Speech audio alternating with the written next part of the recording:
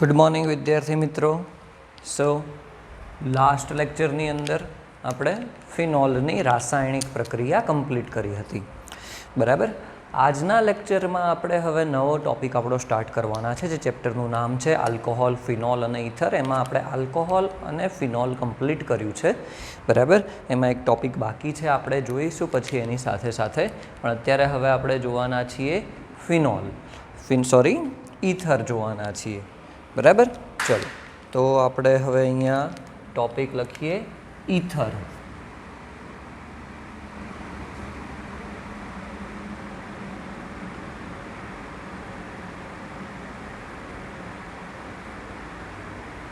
Ether, બરાબર. તમે ઇથરનો symbol જાણો છો કે શું થતો હોય છે, કે ઓક્સિજન એની બંને બાજુ શું હોય, આલ્કાઇલ ગ્રુપ હોય, બરાબર. હાઇડ્રોજન હોવો જોઈએ નહીં, શું હોવું જોઈએ, કમ્પલસરી આલ્કાઇલ ગ્રુપ હોવા જોઈએ. તો એને આપણે શું કહીશું, ઇથર કહીશું, બરાબર. સૌથી પહેલાં આપણે એનું નામકરણ કરતાં શીખીશું, બરાબર. નામકરણ કરતાં શીખીશું ઇથરનું.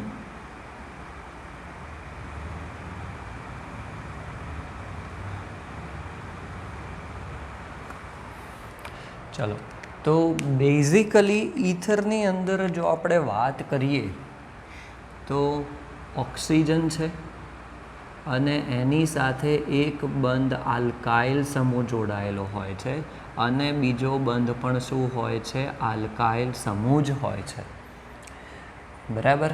હવે બે પ્રકારના ઇથર થઈ શકે, બરાબર. પણ સૌથી પહેલાં તમારે શું કરવાનું છે કે આલ્કાઇલ સમૂહમાંથી, બરાબર, તમારે પહેલું જોવાનું છે કે આલ્કાઇલ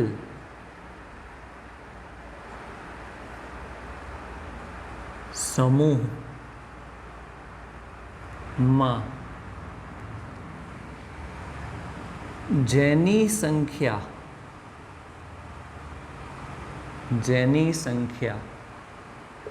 ઓછી હોય,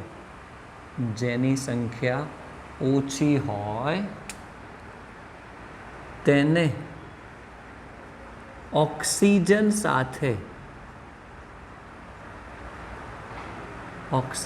સાથે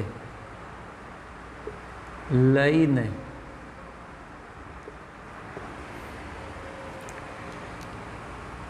તેના નામની પાછળ ઓક્સી પ્રત્યય લગાવવો. ઓકે, આ પહેલો તમારો નિયમ થઈ જશે કે આલ્કાઇલ સમૂહ આપણે બંને આપેલા હોય, પણ એમાંથી બંનેમાંથી જેની સંખ્યા ઓછી હોય તેની પાછળ તેને શું કરવાનું, ઓક્સિજન સાથે લઈને તેના નામની પાછળ ઓક્સી પ્રત્યય લગાવો, બરાબર. તો દાખલા તરીકે આપણે લઈએ,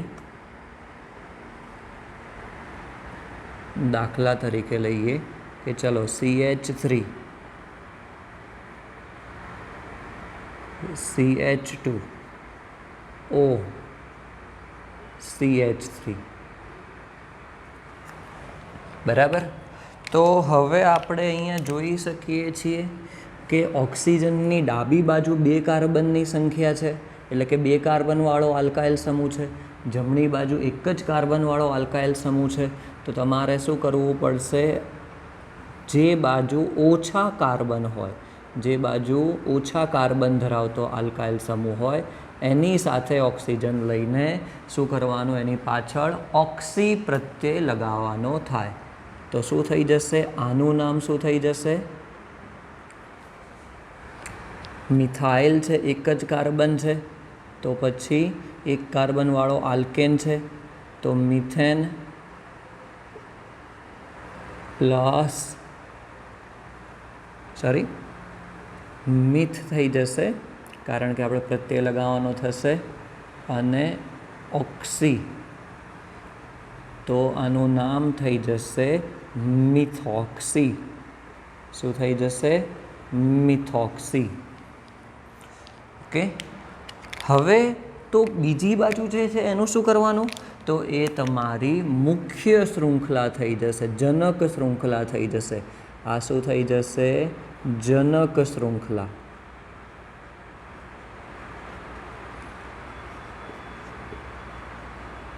જે બાજુ વધારે કાર્બન હોય તો આપણે બીજો નિયમ સિમ્પલ એ લખીશું કે ઓક્સિજનની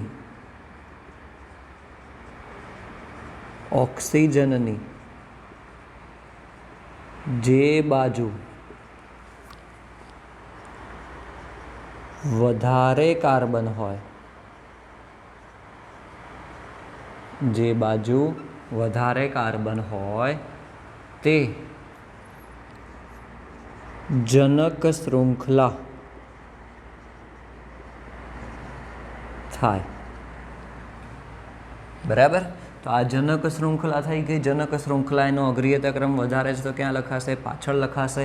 તો આનું નામ શું થઈ જશે? હવે મારે લખવું હોય તો જનક શૃંખલા જુઓ, 2 કાર્બન છે, બધા જ એક બંધ છે એટલે કે આલ્કેન છે. તો પછી આનું નામ શું થઈ જશે? IUPAC નામ થઈ જશે. આપણે આગળ લખીશું મિથોક્સી.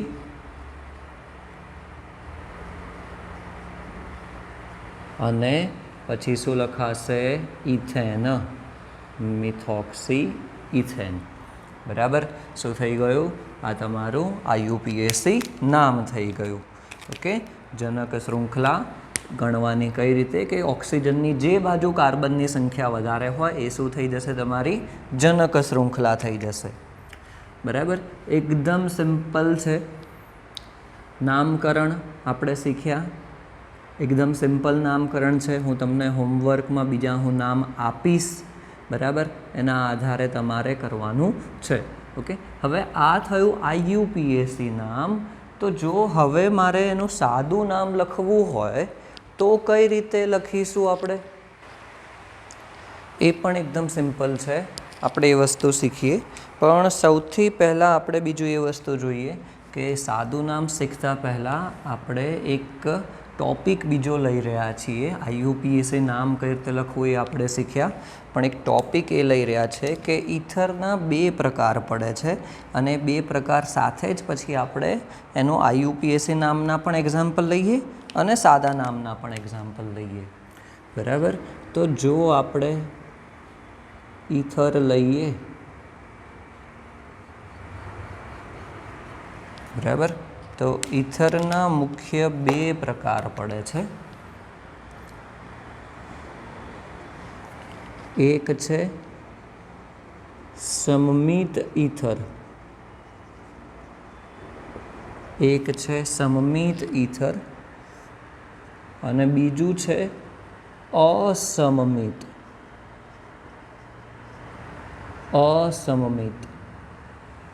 ઇંગ્લિશમાં કહેવું હોય તો સિમેટ્રિકલ અને અનસિમેટ્રિકલ. એવું કઈ રીતે બને છે? કારણ કે અહીંયા બંને આલ્કાઇલ સમૂહ છે. તો અહીંયા આપણે એવું લખી શકીએ કે ઓક્સિજન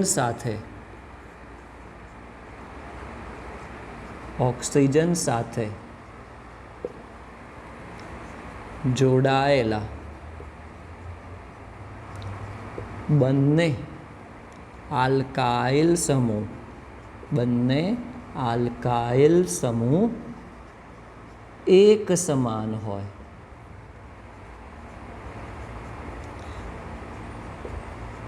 બંને આલ્કાઇલ સમૂહ એક સમાન હોય. અહીંયા શું થઈ જશે? ઓક્સિજન સાથે જોડાયેલા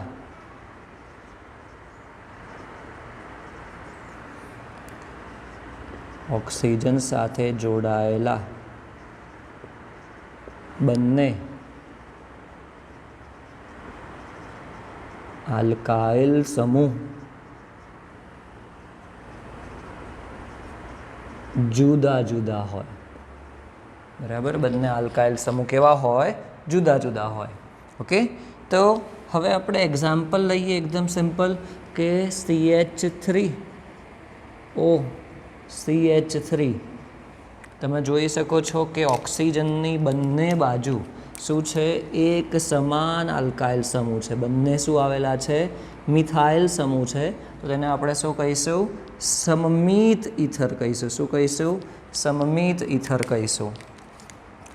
એ જ રીતે જો આપણે જુદા જુદા આલ્કાઇલ સમૂહ ગોઠવીએ, CH3 CH2O CH3, તો શું થયું અહીંયા કે એક ઇથાઇલ સમૂહ છે, બીજો મિથાઇલ સમૂહ છે. તો શું થઈ ગયું? ઓક્સિજનની બંને બાજુ બે જુદા જુદા આલ્કાઇલ સમૂહ છે. તો એને શું કહીશું આપણે? અસમમિત ઈથર કહીશું. શું કહીશું એને આપણે? અસમમિત ઈથર કહીશું. ઓકે, ચલો. તો સમમિત ઈથર અને અસમમિત ઈથર, બરાબર. હવે આપણે એનું સાદું નામકરણ જોઈએ. આ વાત હતી IUPAC નામકરણની.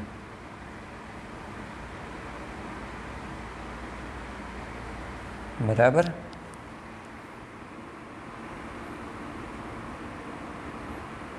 તે જોઈએ સામાન્ય નામકરણ.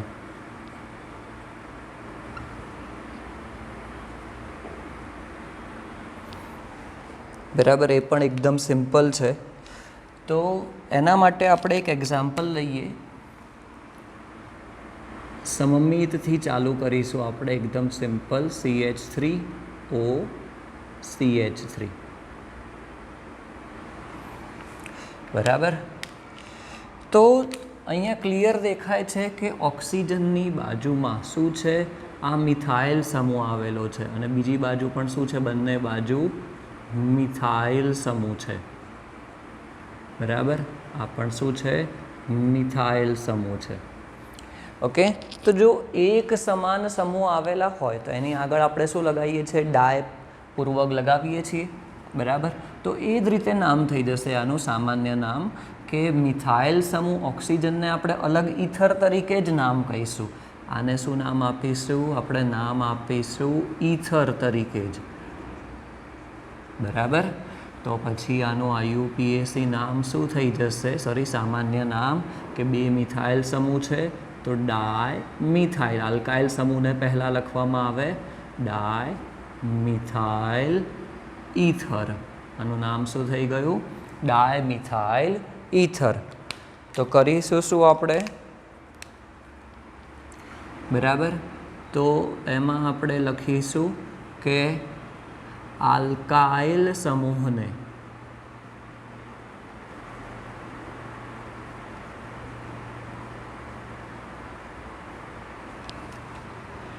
અંગ્રેજી મૂળાક્ષર પ્રમાણે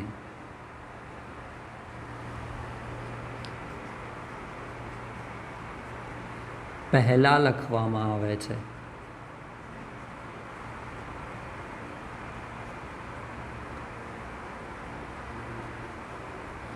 ત્યારબાદ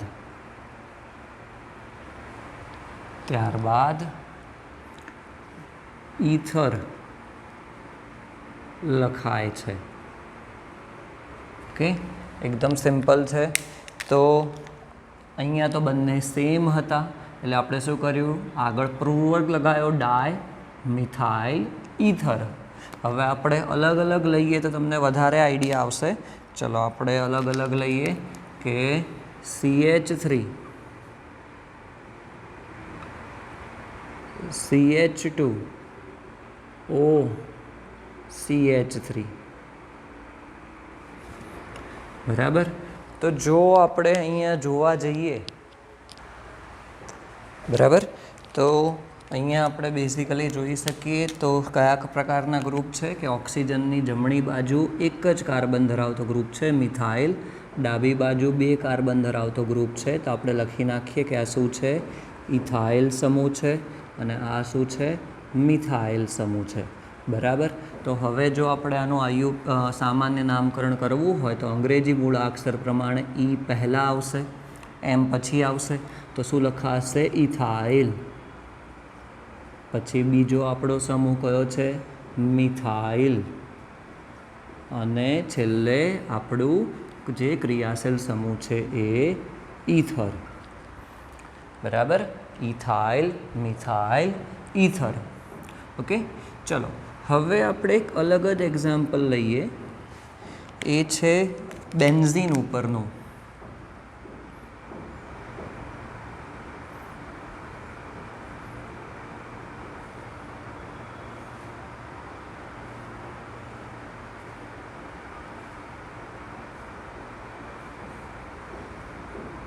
ઓક્સિજન અને CH3.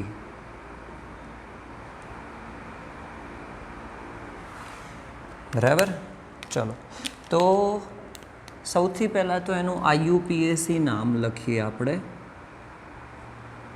કે IUPAC નામ શું થાય. બરાબર, તો આપણે જોઈશું કે કાર્બનની કેટલી લાંબી શૃંખલા છે, તો એક જ કાર્બનની અહીંયા શું થશે, અહીંયા બેન્ઝીન છે, એની સાથે શું જોડાયેલો છે, આ CH3 સમૂહ. બરાબર, તો બેન્ઝીનનો અગ્રીયતા ક્રમ વધારે થશે. અહીંયા શું થઈ જશે, મિથાઇલની પાછળ એટલે મીથની પાછળ ઓક્સી પ્રત્યય લાગશે. બરાબર, તો શું થઈ જશે, તે મિથોક્સી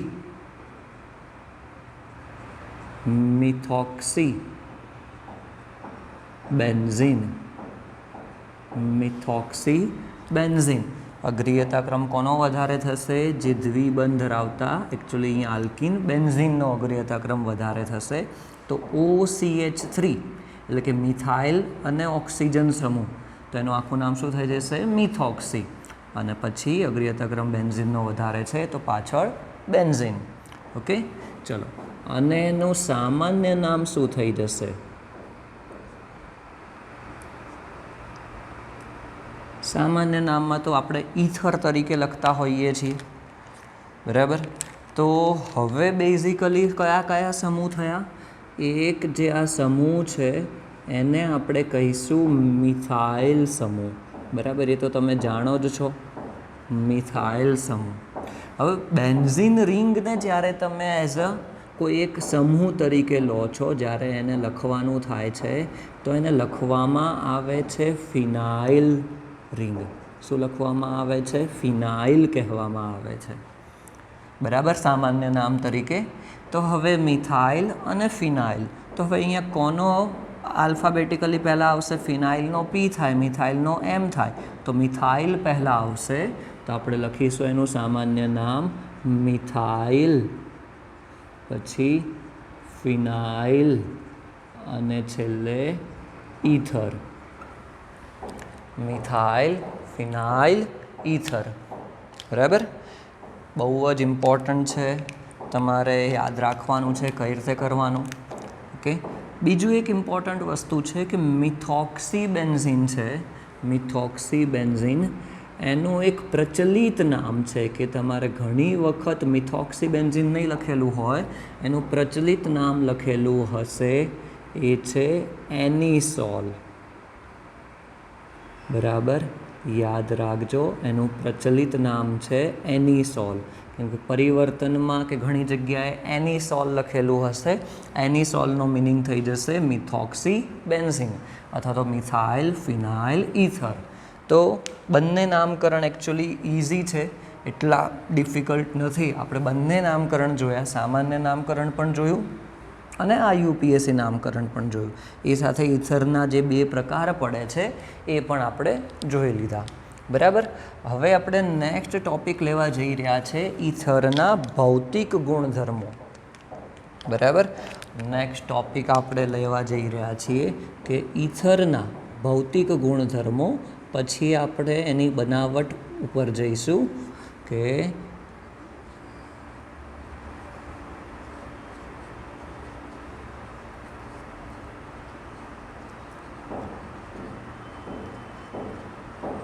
ભૌતિક ગુણધર્મો. તો બેઝિકલી દરેકના ભૌતિક ગુણધર્મોમાં આપણે વાત એક જ કરી હતી, ઉત્કલન બિંદુ અને પાણીમાં દ્રાવ્યતા. અહીંયા પણ કંઈક એવી જ વાત કરવાની છે, પરંતુ આપણે અહીંયા પહેલાં એક વસ્તુ સમજીએ કે જો એકદમ સામાન્ય આપણે લખીએ ઈથર, કે બંને બાજુ મિથાઇલ સમૂહ આપણે મૂકીએ છીએ તો એકદમ સામાન્ય ઈથર થઈ જશે.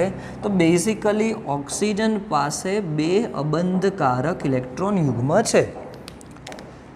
તો શું થશે કે ઓક્સિજન પોતાની બાજુ ઇલેક્ટ્રોનને આકર્ષે તો ખરો જ, કેમ કે એની વિદ્યુત ઋણતા વધારે છે.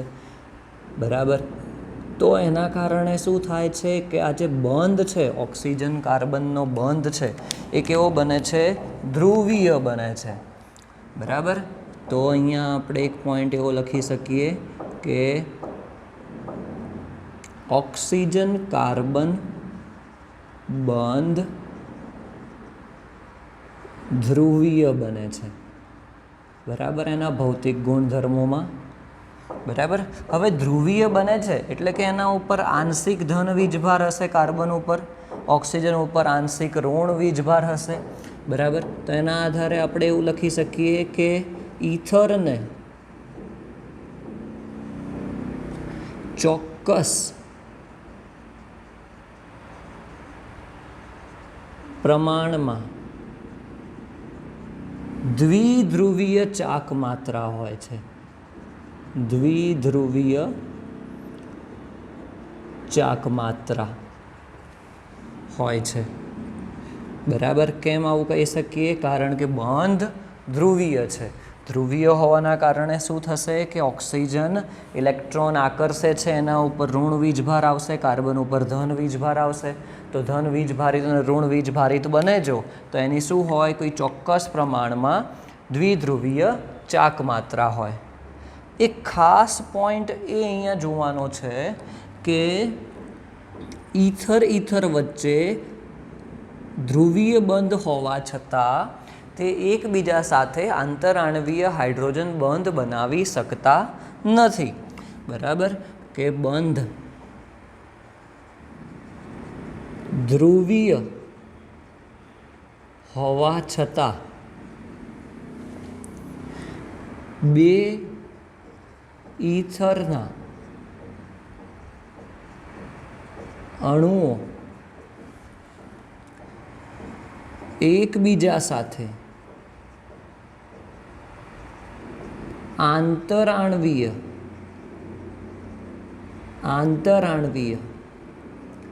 હાઇડ્રોજન બંધ બનાવી શકતા નથી. આંતરાણવીય હાઇડ્રોજન બનાવી શકતા નથી. તો એનો સીધી ઇફેક્ટ ક્યાં જશે? એના ઉત્કલન બિંદુ ઉપર જશે. એની સીધી ઇફેક્ટ ક્યાં જશે? આંતરાણવીય હાઇડ્રોજન બંધ નથી બનાવી શકતા તો તેનું ઉત્કલન બિંદુ કેવું હશે? ઓછું હશે. તો આપણે એ જ વસ્તુ મેઇન છે કે જો આપણે અહીંયા ઉત્કલન બિંદુનો ટોપિક લઈએ, બરાબર, બોઇલિંગ પોઈન્ટનો, તો એવું કહી શકીએ કે સમાન આણવીય દળ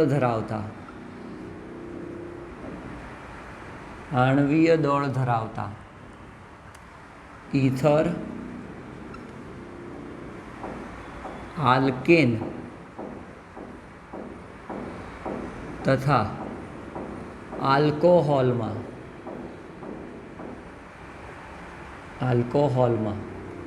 ઈથરનું ઉત્કલન બિંદુ, ઈથરનું બોઇલિંગ પોઈન્ટ સૌથી ઓછું હોય છે. બરાબર. આ બહુ જ ઇમ્પોર્ટન્ટ પોઈન્ટ છે. કદાચ MCQમાં પૂછ્યું હોય, તમને અલગ અલગ ઓપ્શન આપેલા હોય કે કોનું ઉત્કલન બિંદુ સૌથી ઓછું છે, કોનું વધારે છે, તો ઈથરનું સૌથી ઓછું થશે ઉત્કલન બિંદુ. તમને એટલા જ કાર્બન ધરાવતો આલ્કેન આપેલો હોય, સમાન લગભગ આણવીય દળ ધરાવતું, કે આલ્કોહોલ આપેલું હોય તો આલ્કોહોલનું ઉત્કલન બિંદુ સૌથી વધારે થશે. બરાબર. કે આલ્કોહોલનું ઉત્કલન બિંદુ સૌથી વધારે થશે. તો આલ્કોહોલ સૌથી પહેલાં આવશે, એના પછી આલ્કેન આવશે. બરાબર. અને છેલ્લે આવે છે ઈથર. બરાબર. તો ઉત્કલન બિંદુ ઈથરનું સૌથી ઓછું હોય છે. એનું આપણે અહીંયા તમને રીઝન પણ બતાવી દીધું કે એવું કેમ થાય છે. બરાબર. ચલો નેક્સ્ટ જોઈએ એની અંદર દ્રાવ્યતા. બરાબર. દ્રાવ્યતા. તો ઈથરની દ્રાવ્યતા પાણીમાં આપણે એવું માનીએ છીએ એના કરતાં વધારે હોય છે. જેમ કે અહીંયા ઉત્કલન બિંદુ ઓછું છે એટલે તમને કદાચ એવું થતું હોય કે પાણીમાં દ્રાવ્ય પણ તે ઓછો થતો હશે. ના, પરંતુ તે દ્રાવ્ય છે પાણીની અંદર. બરાબર. તો સૌથી પહેલાં તો પોઈન્ટ આપણે લખીએ કે ઈથર પાણીમાં દ્રાવ્ય છે. તો કેમ દ્રાવ્ય છે? તો એનું કારણ શું આવી જશે? તમે જાણો જ છો કે ઈથરની અંદર ઓક્સિજન છે અને પાણીની અંદર પણ H2O હાઇડ્રોજન ઓક્સિજન છે. તો શું રચાતું હશે તેમની વચ્ચે? આંતરાણવીય હાઇડ્રોજન બંધ. કારણ શું થઈ જશે? આંતરાણવીય હાઇડ્રોજન બંધ. એનું કારણ શું થઈ જશે? આંતરાણવીય હાઇડ્રોજન બંધના કારણે આપણે એવું કહી શકીએ કે ઈથરનું ઉત્કલન પાણીમાં તે દ્રાવ્ય છે. અને એવું નહીં, પરંતુ તે ઓલમોસ્ટ આલ્કોહોલ જેટલું જ એવું કહી શકીએ છીએ કે ઈથરની દ્રાવ્યતા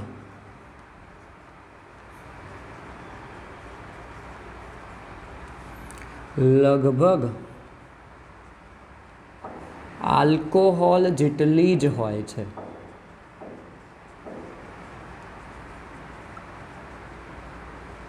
આલ્કોહોલ જેટલી જ હોય છે.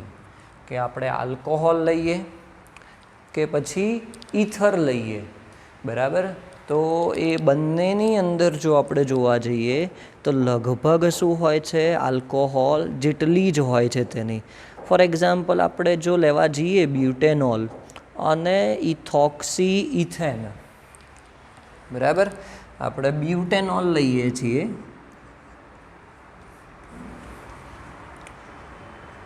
CH3 CH2 CH2 CH2 OH. બરાબર. બ્યુટેનોલ આપણે લઈએ છીએ અને બીજી બાજુ લઈએ છીએ આપણે ઇથોક્સી ઇથેન. એકચ્યુઅલી જોવા જઈએ તો બંનેનો ફોર્મ્યુલા સેમ છે. Ethoxy ethane. બરાબર. કે તેનો જો આપણે આણ્વીય સૂત્ર જોવા જઈએ તો બંનેનું સેમ થશે કે C4 થશે. બરાબર. H અને હાઇડ્રોજન અને ઓક્સિજન પણ સમાન થશે, એકબીજાના શું થશે? સમઘટકો થશે. બરાબર. પણ અહીંયા આલ્કોહોલ છે, અહીંયા ઈથર છે. બરાબર. જો આપણે 100 ml પાણી લઈએ, 100 ml પાણી લઈએ પાણીમાં, તો બ્યુટેનોલ ટોટલ 9 ગ્રામ દ્રાવ્ય હોય છે. 100 ml પાણીમાં 9 ગ્રામ બ્યુટેનોલ દ્રાવ્ય છે, જ્યારે ઇથોક્સી ઇથેન 7.5 ગ્રામ દ્રાવ્ય છે. બરાબર. એટલે ઓલમોસ્ટ શું છે? બંનેની દ્રાવ્યતા લગભગ સમાન જેટલી જ છે. બરાબર. તો ઈથર પાણીની અંદર દ્રાવ્ય છે. ઓકે. એનું ઉત્કલન બિંદુ જોયું. તો ભૌતિક ગુણધર્મો અહીંયા ઈથરના પૂરા થયા. નેક્સ્ટ લેક્ચરની અંદર આપણે ઈથરની બનાવટ જોઈશું. ઓકે. 2 જ બનાવટ છે પણ એમાંથી MCQ ઘણા બધા પૂછાય છે. નીટની અંદર, JEEની અંદર, ગુજસેટની અંદર એના જે મિકેનિઝમ છે અગ્રિયતા ક્રમ અનુસાર કે એની પ્રતિક્રિયાત્મકતા અનુસાર ઘણા બધા MCQ પૂછાય છે. એ આપણે બધા MCQ પણ ડિસ્કસ કરીશું અને એની બનાવટ પણ ડિસ્કસ કરીશું. Thank you.